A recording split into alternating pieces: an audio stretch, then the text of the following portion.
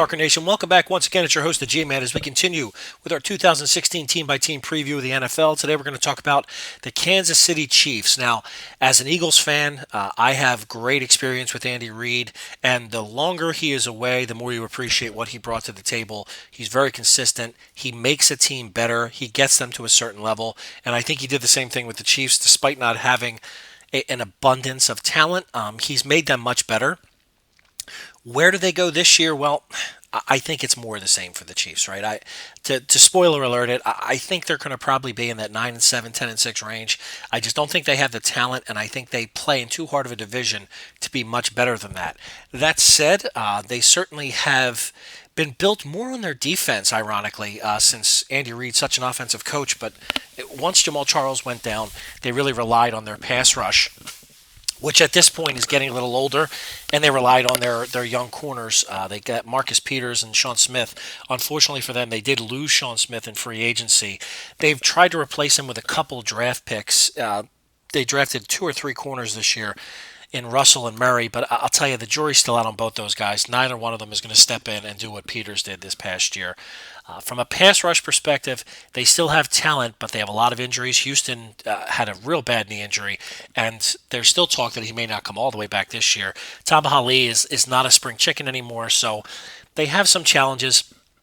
At the linebacker position, they're certainly still athletic, and they can still get after the ball. So I do think, a guy like Derek Johnson, he's an all-around linebacker.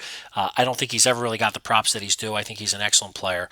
So I think overall, defensively, they're going to be fine. On offense, Andy Reid has done a very good job of minimizing the damage that a guy like Alex Smith can do. And I'll tell you, that sounds like such a negative thing to say.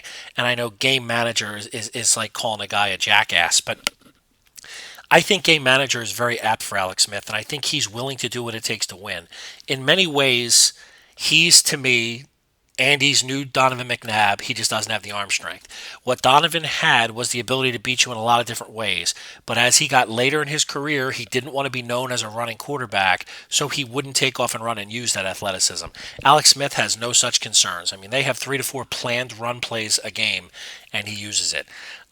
Offensive line needs to improve there. They're young. They keep bringing in new young offensive linemen. That's another Andy Reid staple. He's a big believer in always drafting at least one offensive lineman. They need it. Here's hoping that Jamal Charles come back. He's a great guy. He's had a hell of a career. He's also just a really good human being. What he does for handicapped kids and disability is really astonishing. So he's a great guy. Sharkhandrick West, Spencer Ware, both guys that potentially could be decent backups. Even Niall Davis has a lot of talent. Apparently, he just had a little trouble learning the playbook. So they have a ton of talent there. Jeremy Macklin's an excellent wide receiver.